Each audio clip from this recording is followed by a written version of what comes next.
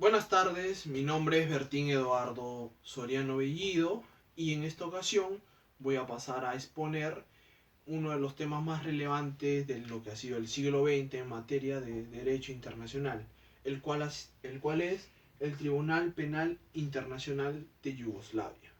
Para entender todo este proceso vamos a pasar primero con antecedentes históricos que caracterizan a esta gran república. Yugoslavia. Yugoslavia fue creado en el año de 1918, muy poco después del fin de la Primera Guerra Mundial. Se encontraba conformado por 6 países actuales y uno en disputa, los cuales son Bosnia, Croacia, Montenegro, Eslovenia, Macedonia, Serbia y el aún en disputa por la ONU, Kosovo. ¿No? Esta república tenía dos particularidades. La principal, que estaba conformada por pueblos étnicamente muy diversos que habían ya sido migrantes de otras regiones o de otros países y algunos que ya estaban conformados y sedimentados originalmente. La segunda es que estos pueblos tenían un carácter religioso muy profundo. Tanto es así de que durante gran parte de los inicios de su creación, muchas de sus disputas por el control eran internamente entre dos pueblos principales, el croata y el serbio. Serbio-bosnio, una coalición entre montenegrinos, lideradas por bosnios en su mayoría. Todo esto tiene repercusiones, pues sí, muchas de ellas se ocasionaron en la siguiente guerra mundial, la Segunda Guerra, donde la ocupación alemana como tal, con base del apoyo croata, pudo controlar todo este territorio y aliárselo. Todo esto cambia en la situación para el año de 1945.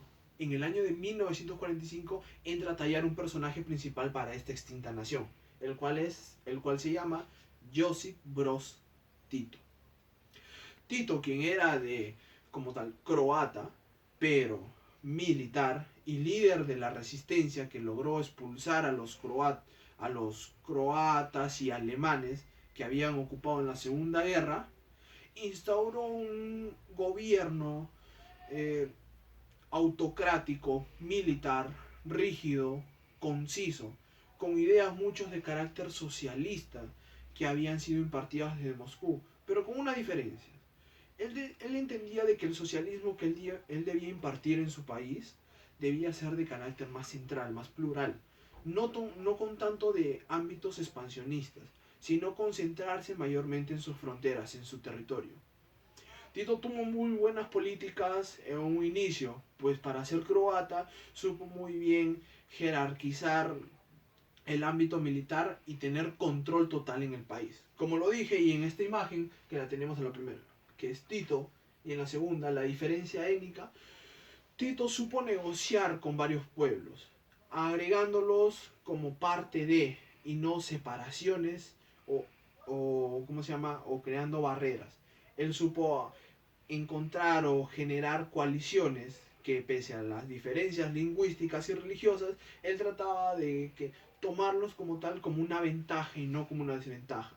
Les dio carácter de apoyo, capacitación e instrucción militar, con el fin y con la base de que estos pueblos confiaran en estas coaliciones que compartían con sus compatriotas y les sirvieran de apoyo, de información para las políticas o los caracteres que quería Tito. Por eso es que tuvo bastante control de las fronteras. Él impartió tres principales. La primera, la creación de coaliciones militares capacitadas. La segunda, la creación de instituciones nacionales y regionales para que así tuvieran una opinión ante todo, ante la cúpula dominante que era la de Tito, la militar. Y la tercera, un control total e interno de sus fronteras. Él estaba muy preocupado desde su llegada al poder de que dijo, van a haber subversiones, grupos subversivos, células que van a querer distorsionar el control que ejercía. Para ello, Tito dijo, tengo que tener un resguardo total y seguro de mis fronteras. Y lo hizo. como todo típico militar, lo hizo a base de armas, a base de el poderío de tanques, la maquinaria pesada militar que se solía usar en estos tiempos. Y entonces pudo generar control, pudo generar orden de mando durante el país, hasta su muerte, que viene a ser en 1980. Para el año de 1980, y con la muerte de Tito, comienzan a encontrarse los problemas en Yugoslavia. Las subversiones y diferencias de los pueblos habían sido muy bien apaciguadas durante el mandato de Tito, pero no habían sido resueltas. Tito no dejó una especie de marcada de sucesión lineal de gobierno, y muchos pueblos que eran mayoritarios, llámese el croata y también el bosnio, querían su parte del poder, querían la repartija nacional.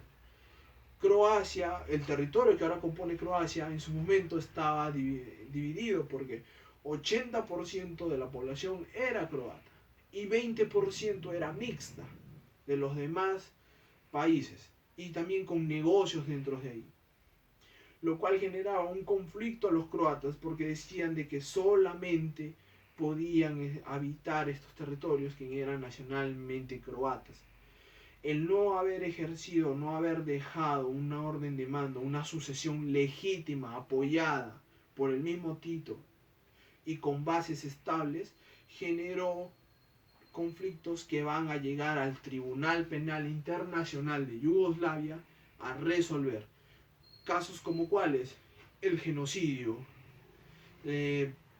la violación de derechos humanos, los conflictos étnicos, el racismo y entre otros muchos más.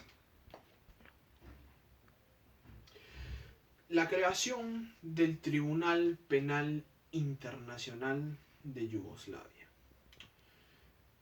Esta crisis aumentó el 1 de enero de 1991, cuando el país se encontraba en un caos completo y un salvajismo total. El Consejo de Seguridad, bajo la resolución 827, dictaminó que el 25 de mayo del año de 1993 se creara o se diera la conformación del Tribunal Penal Internacional de Yugoslavia, cuyo símbolo vemos acá, cuyo presidente más reconocido entre jueces y miembros fue Teodor Mirón, estadounidense. El juez y los miembros de este tribunal impactaron una política de carácter de protección y de explicación de información abierta sobre los crímenes que se estaban cometiendo durante lo que fue las guerras internas en Yugoslavia. Querían presentar un precedente bajo los ejemplos de lo que habían sido los juicios de Nuremberg y los juicios de Tokio. Dentro de la conformación, uno de los principales acusados fue el croata y último presidente de Yugoslavia, Slobodan Milosevic, al cual se les acusó a él, sus camaradas generales y como tal contendientes de haber sido partícipes en la violación de los convenios de Ginebra firmados en el año de 1949.